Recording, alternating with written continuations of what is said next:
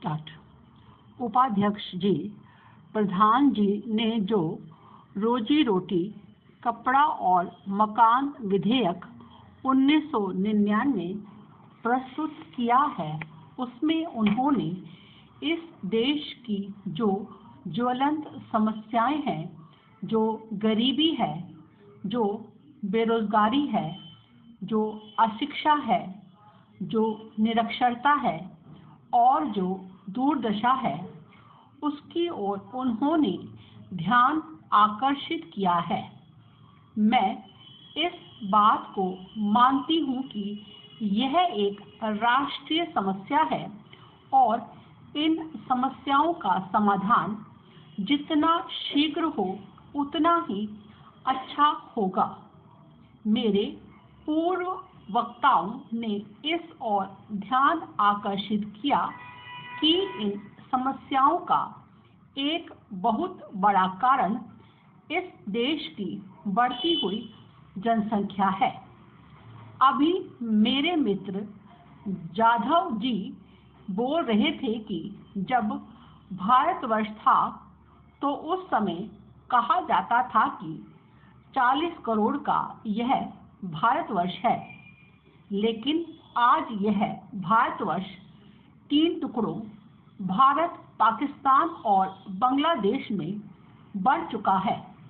लेकिन सन 2000 की जनगणना के अनुसार केवल भारतवर्ष की आज की आबादी 110 करोड़ है। यदि जनसंख्या को हम नियंत्रित कर रहे हैं तो शायद इस देश की जो ज्वलंत समस्याएं हैं उनका समाधान हो सकता है। जनसंख्या को नियंत्रित करने के लिए भारत सरकार की ओर से और हमारी प्रदेश की सरकारें हैं, उनकी ओर से बहुत सी योजनाएं हैं, लेकिन वह योजनाएं सफल नहीं हो रही हैं।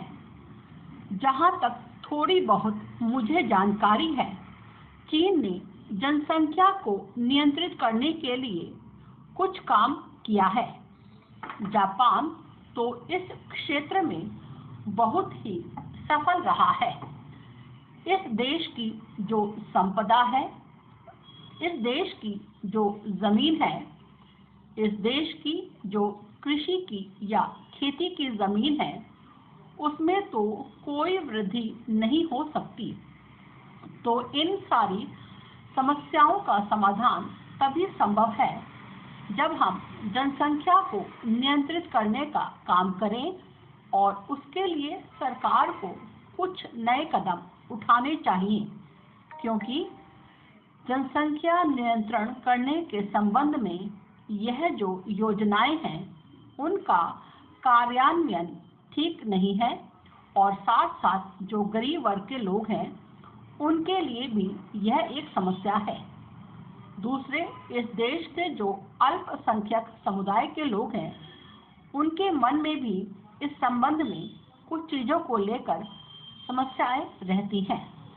इसलिए मेरा सुझाव है कि जनसंख्या को नियंत्रित करने के संबंध में सरकार की आज तक की जो योजनाएं रही हैं वह बहुत कुछ सफल नहीं रही हैं।